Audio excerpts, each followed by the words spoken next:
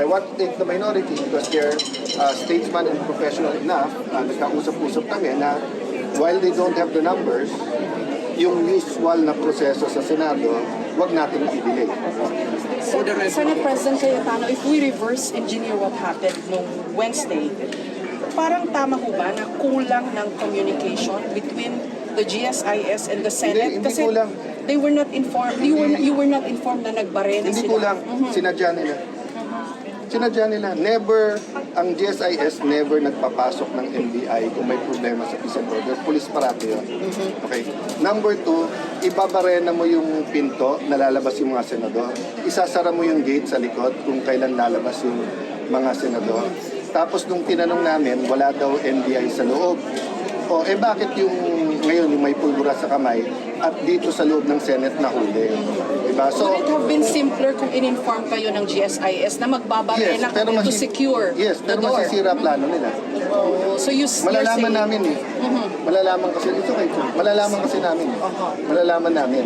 So you're saying po at deliberate? At this point in time, the burden is on them to prove to us that it's a series of coincidences. Okay. Kasi pag ni-reverse engineer namin, plinano talaga nila na pakita sa Senate na ganyan ha. Sige, may numero kayo, nandyan si Bato ganyan ha. Papaligiran naman namin kayo ng mga armado. Senator Gringo Nasan said it best. Diba? If you are where you're not supposed to be at armado ka, what do you expect will happen? SP, sabi po ng DOJ, sabi ni Justice Secretary, coordinated daw yung move ng NBI, yung mga inamin niya na coordinated sa And then he wants to investigate. Gusto ni Secretary Viva mag-imbestiga ang NBI DOJ, pero sila ang dapat imbestigahan eh. Kaya nga ang message ko sa kanya, hindi ka pwedeng bida kung kontrabida ka. Okay? So kung gusto mo mag-imbestiga, kailangan neutral ka. Si Secretary John Vic, hindi ko kasama sa politika.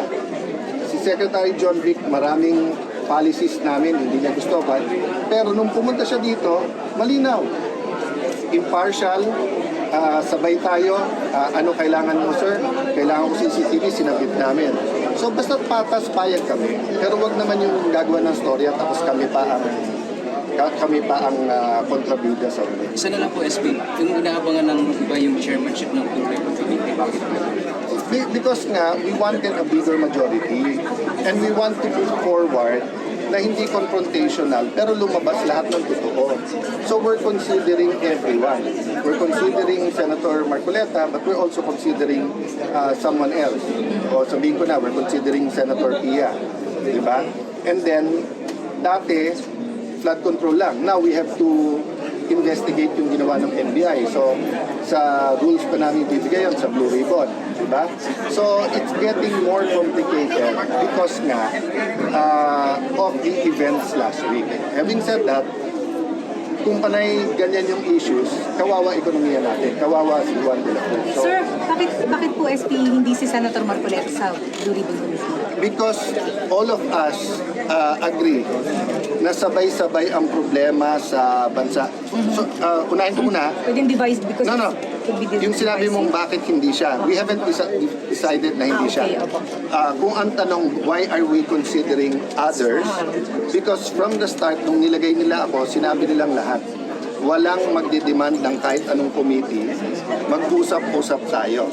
So, meron din mga nagsasuggest na we will prioritize the flood control together with other economic and other issues. For example, yung agriculture, yung mga smuggling, etc. na nakakabaksak sa atin. So I haven't talked to them, but all of them, Senator Pia, Senator Marcoleta, all of them said, SP, discuss lang, but we're all open. So that's why we're going to go on caucus ngayon. So it may be, it may not be. So we haven't decided the wag to o siya ilagay. So karamihan ng binasa natin today ay yung mga dati na, except for a few. Sir, implement niyo ba yung suspension order ng ombudsman? We're going to discuss it. Kasi pupunta, after the senators, i-meet ko yung bagong SecGen tapos yung legal. And then, sir, humingi ba siya ng clearance sa inyo na mag-warning siya? Wala na siyang time. Pag sinusugod ka na, hindi ka na makakapaalam. Okay, so sarili niyang decision.